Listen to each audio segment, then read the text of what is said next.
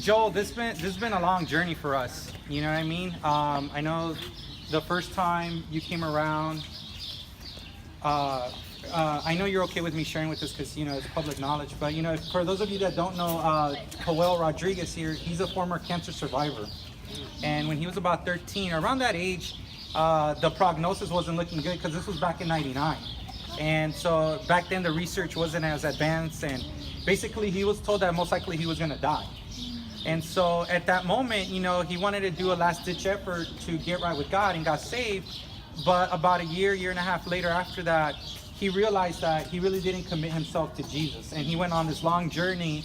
And a while ago, it was on his heart, you know what, I've been going to church, but I really want to go to the place where I went to first, because I know there they hold the standards, the expectations are there. And I know that there'll be people around our age that can really help us, peers that will fight with us in this battle. And so you got married to Anna, who really is an upgrade, bro. All right, that's awesome. And, I'm just grateful that you have brought her to our lives. And instead of just gaining one, we gained two. And I have this deep conviction in my heart, as arrogant as it may sound, when you lose someone, you gain two back, when you live for Christ. And that's how I feel what's happened with us, in the South Bay group. We may lose one warrior, but we gain two back.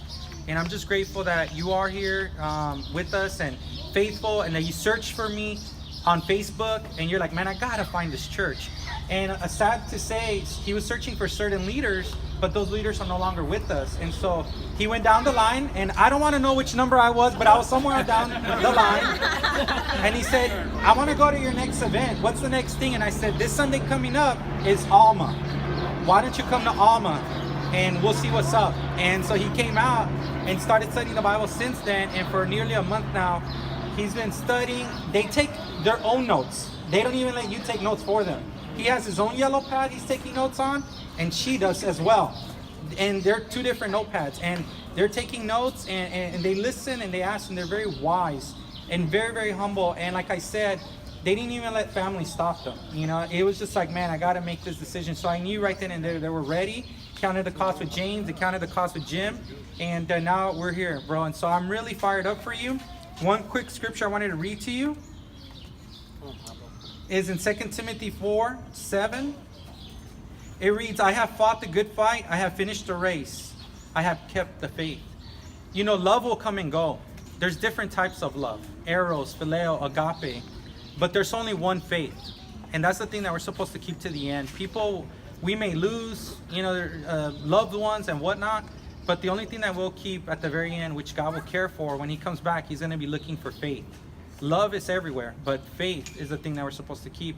And I want to charge both you and Anna with that, to keep the faith, amen? That's what I'm going to be focusing on with you guys the rest of my life, making sure that you're faithful to God. Anything else, we'll work it out. But if you keep the faith, God will bless. And I know that you will be strong and you're very faithful. Thank you for your faith into our downtown Skyline ministry. Super refreshing, super encouraging, and super loving. Amen. Love you guys.